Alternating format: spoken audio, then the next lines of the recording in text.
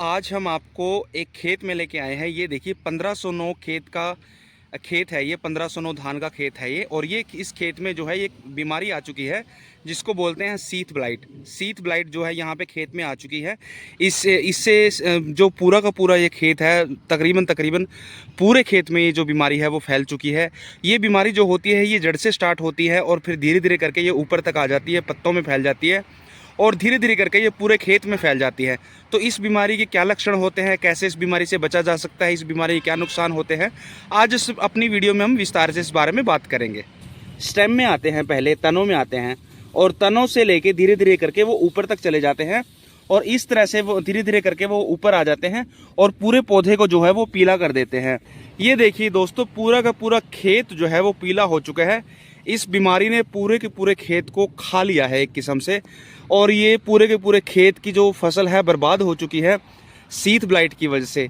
तो ये होता क्यों है और ये तो थे इसके लक्षण कि कैसे पता करें कि आपके खेत में सीथ ब्लाइट आ चुका है नहीं आ चुका है। तो सीथ ब्लाइट को ठीक कैसे करें और ये होता क्यों है, इस बारे में हम थोड़ी सी बात कर लेते हैं।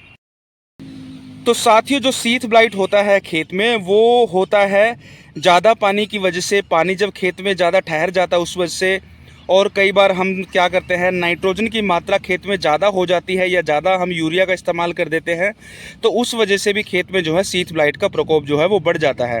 तो साथियों, हमें जैसे ही हमें पता चले कि खेत में सीथ ब्लाइट आ चुका है, आप अपने पौधे के तनों को चेक करें। अगर तनों में आपको भूरे रंग के चटके दिखाई दे रहे हैं तो आप समझ जाइए कि आपके खेत में जो है सीथ ब्लाइट आ चुका है और वो धीरे धीरे करके आपकी पूरी फसल में फैल जाएगा और इस तरह से आपकी पूरी फसल को जो है वो बर्बाद कर देगा।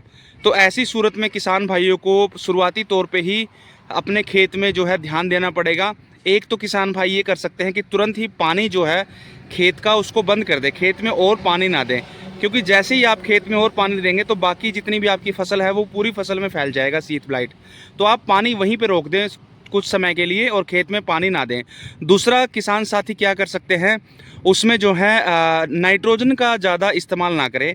जैसे ही आपको पता चले कि सीथ ब्लाइट का जो है प्रकोप खेत में है तो वहाँ पे नाइट्रोजन देना तुरंत बंद कर दें। यूरिया की डोज ना डालें खेत में, क्योंकि जैसे आप नाइट्रोजन डालेंगे, जितना नाइट्रोजन ज़मीन में आपकी बढ़ेगा, पौधों को जितना ज़्यादा नाइट्रोजन मिलेगा उतने ज़्यादा सीथ ब्लाइट के जो है बाकी पौधों में फैलने की आकांक्षा रहेगी। तो अब हम बात कर लेते हैं कि केमिकल कौन कौन से इस पर स्प्रे किए जा सकते हैं, कौन कौन सी फंजीसाइड जो है वो इसमें डाली जा सकती है सीथ ब्लाइट को कंट्रोल करने के लिए। क्योंकि समय रहते अगर सीथ ब्लाइट को कंट्रोल ना किया जाए दोस्तों तो ये पूरे खेत में फैल जाता है और आपकी फसल को जो है बर्बाद कर देता है।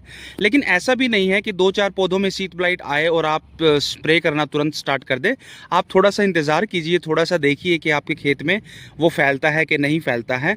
तो उसके लिए जो हम आज दिन तक जो हम स्प्रे करते आए हैं, फंजीसाइड जो हम डालते आए हैं, वो है कार्बेंडाजिम, नंबर 2 पे है हेक्साकोनाजोल, नंबर 3 पे है प्रोपिकोनाजोल। तो इस तरह के कुछ जो है फंजीसाइड है जिनको हम टाइम टू टाइम डालते हैं खेत में। साथियों, 3 हम केमिकल आपको ऐसे बताने वाले हैं, 3 फंजीसाइड आपको ऐसे बताने वाले हैं जिनकी एफिकेसी बहुत अच्छी है, जिनके रिजल्ट बहुत अच्छे हैं और आप अपने खेत में जो है सीथ ब्लाइट को कंट्रोल करने के लिए उनको जो है उनका स्प्रे कर सकते हैं।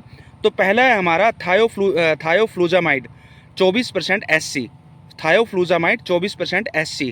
दूसरा है हमारा पल्सर और तीसरा है हमारा मत्सूरी।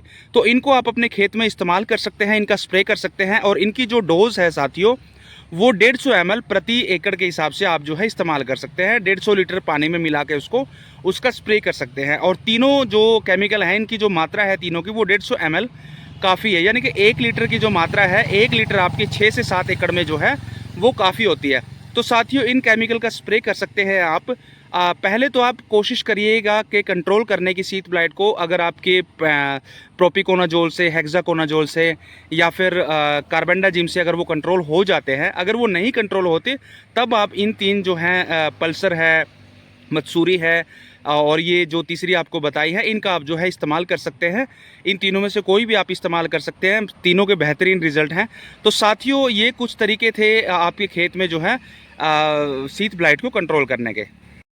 तो दोस्तों एक बार जल्दी रिकैप कर लेते हैं। सीथ ब्लाइट जो होती है वो पौधे की तनों से स्टार्ट होती है बीमारी, और उसमें सफ़ेद रंग के भूरे रंग के जो है चटके बनने स्टार्ट हो जाते हैं, गोल गोल राउंड जो है वो चटके बनने स्टार्ट हो जाते हैं पौधे की तनों में, और धीरे धीरे करके वो ऊपर तक आते जाते हैं और पूरे पौधे में फैल जाते हैं और पौधे की पत्तियों में फैल जाते हैं।